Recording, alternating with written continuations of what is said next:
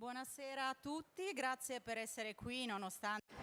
Good evening, and thank you for being here, although it is very late after a very challenging day here at the exhibition.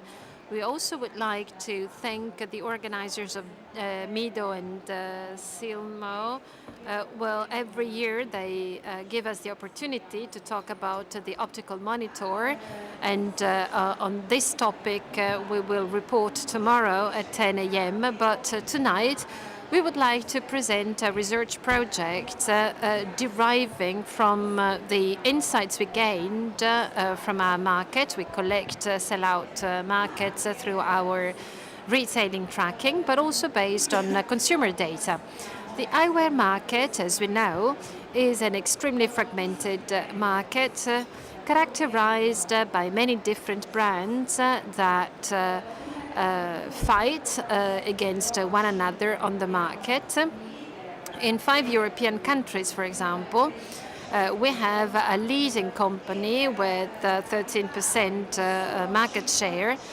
And well, to reach 55% of the market, we have to consider the top 100 brands. It is a market where brands are extremely weak, at least from the viewpoint of the end consumer. But I will also show you some facts and figures on that. We have a potential and a very important ally in this respect, which is the retailer, the optician, who is our most important touch point to get into contact with the final consumer. This is an example referred to optical glasses. Here you see the ranking of the purchasing drivers, not only in the listed in the 5 EU countries, but also in other countries, Japan, Russia, US, and China, that we will describe tomorrow. As you can see, the piece of advice, the recommendation of the store staff is a fundamental driver, much more important than the brand, in driving the purchase intention. The brand is not as strong as the recommendation by the store staff. Well, we may think that this is the case because when you buy optical glasses, you have to consider many different things, the lenses, you have to try the glasses and so on and so forth. But actually, the opposite comes true when we consider the sunglasses market, because you see that both in Europe and abroad, the retailer plays a fundamental role, both when you are simply looking for information on the type of sunglasses to buy, but also in terms of sales channel. And why that? And what could we obtain from these surveys and analyses that we have been carrying out during the past few years? Well, this means that establishing strong ties, strong relationships with the retailers is really key for the manufacturers in order to strengthen the brand performance and, in the end, the business, which is the ultimate goal of all companies. We are therefore here to share with you an idea that we can implement through one-to-one conversations. Well, the idea is to establish a B2B brand tracking in order to identify the best strategy to shape the relationship with the retailer, who, as we said, is the most important element in order to increase customer acquisition, to increase the customer retention, and last but not least, the share of wallet. And now I would like to hand over to Cristiana Zocchi, who is in charge of the research activity on brands and communication at the GfK, and she will go into the technical details of the project that we are submitting to you.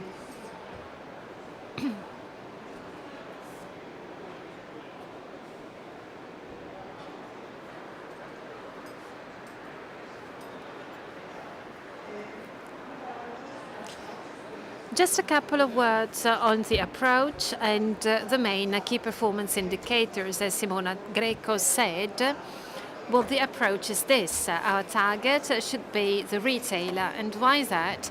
Because at the end of the day, the retailer has a privileged viewpoint on the final market. And final consumers, as we saw, can hardly discriminate among the different brands. And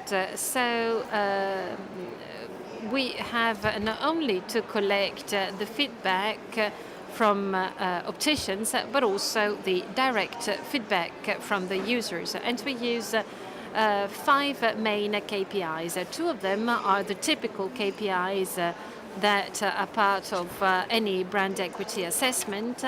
We have the funnel and we have the image perception.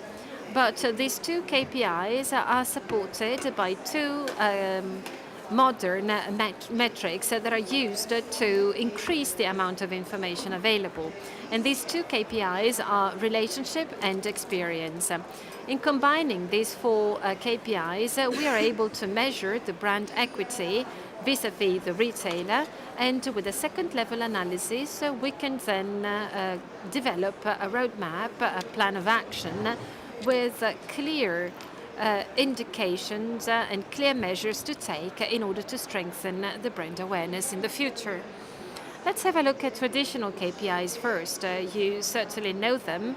Well, they are revisited from a business perspective.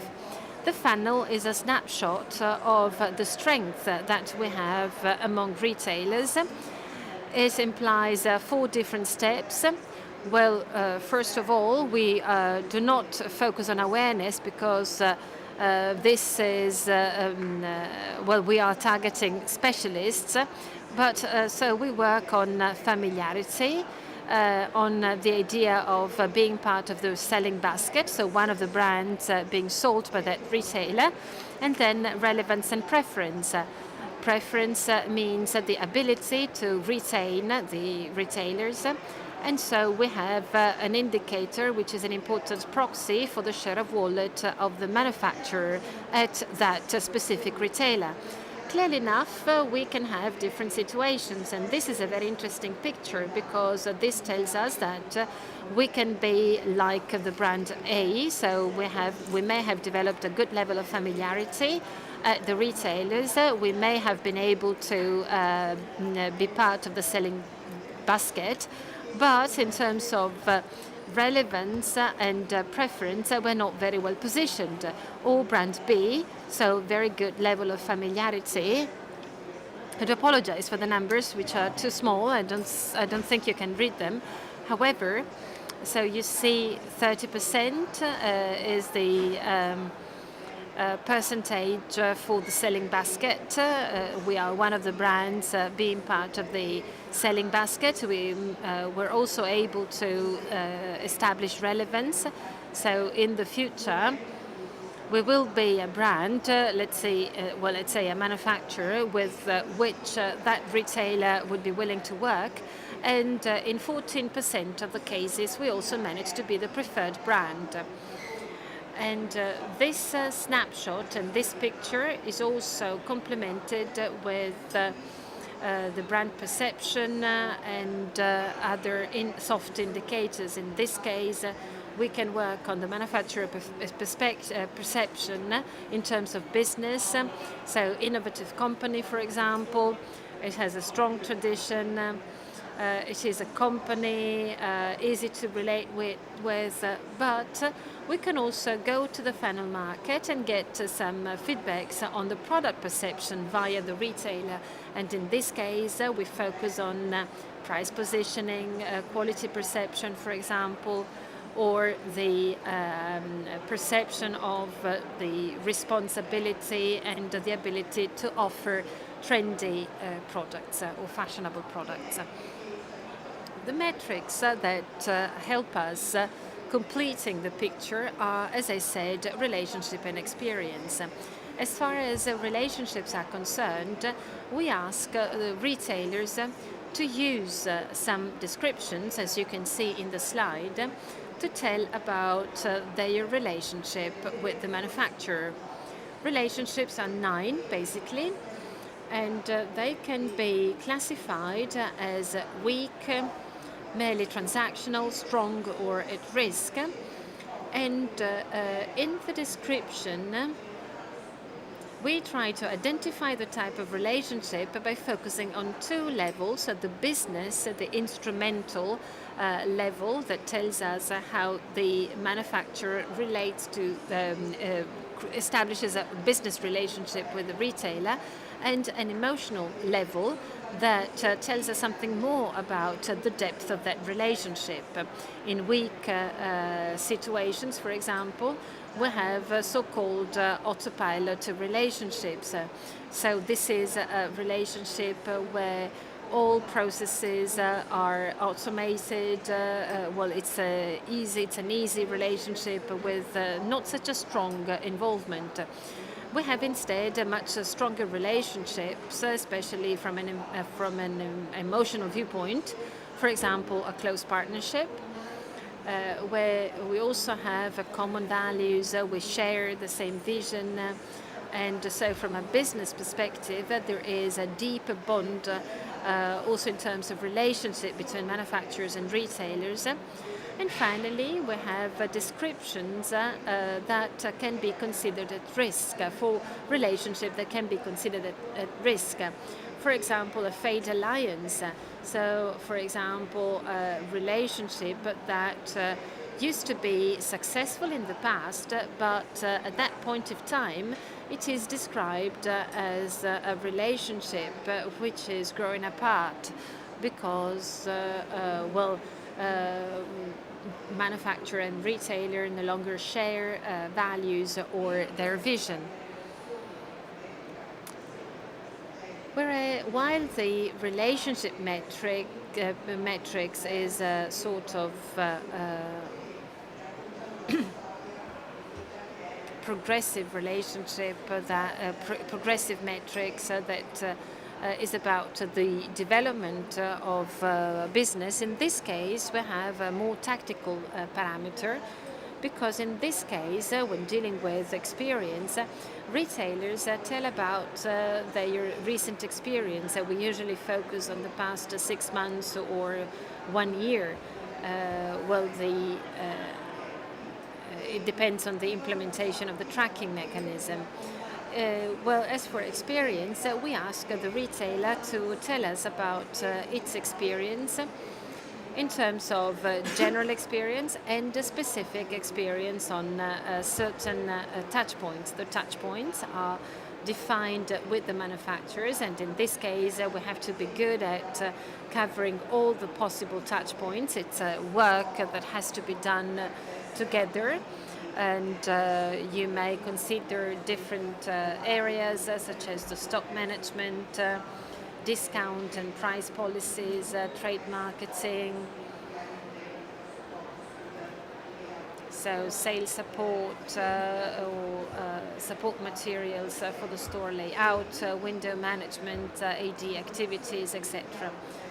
The type of information that we get from the retailer is the level of exposure, that is how many retailers had that very same experience with that manufacturer, and based on that we assess the experience by applying 2 dimensions. One is memory. Was that experience neglectable, or is that experience still in your memory?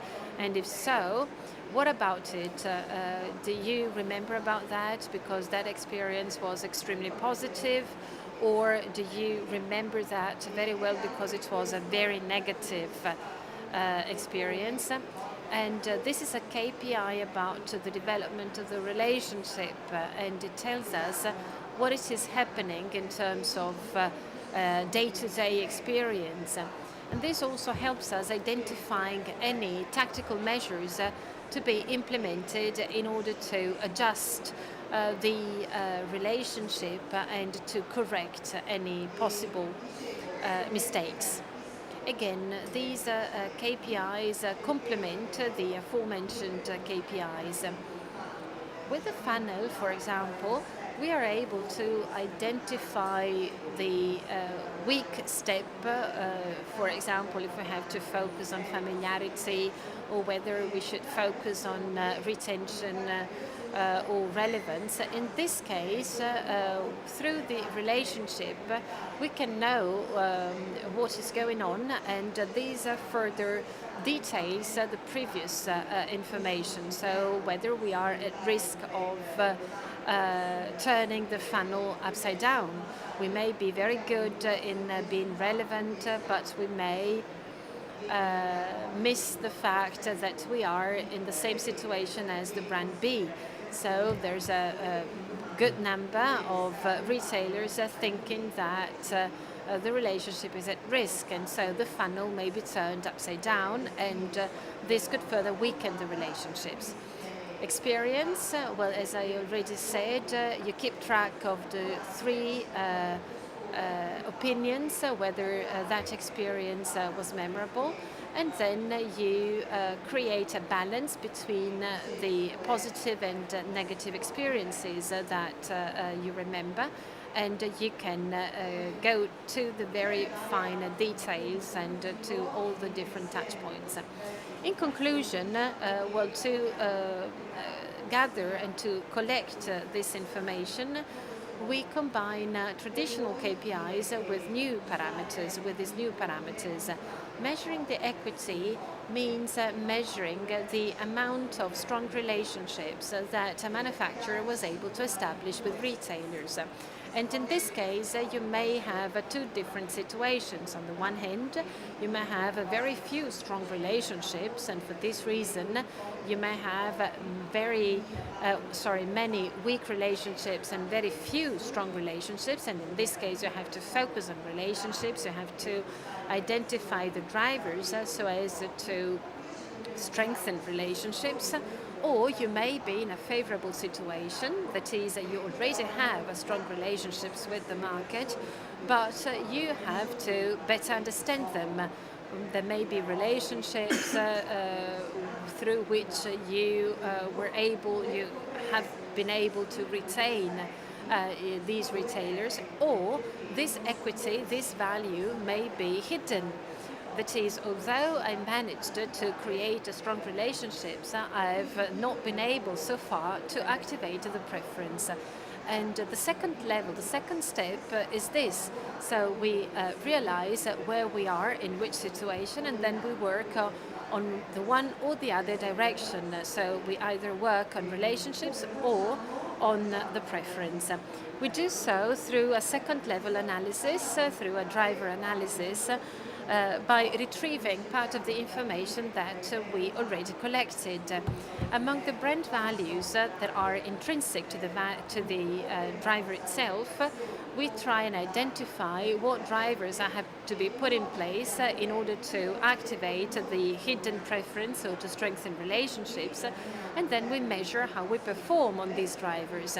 Based on that, we define measures to implement for the future. If you're stronger, well, this is an area to preserve. If we are weak in that area, we know that we have to invest on that. The same applies to touch points and to the experience, to identify the most relevant experiences in order to strengthen the relationships or to activate the equity. At the same time, we assess our performance and we provide some insights and some suggestions on the measures to implement on the relevant touch points. I know that I have to be very quick and have to summarize a lot of these details, but we are fully at your disposal if you want to go into the details of this project. Just a couple of information on this tracking mechanism. It's a B2B tracking, brand tracking mechanism. It can be implemented in all countries, but KPIs and approaches can be scaled globally too. The target are retailers.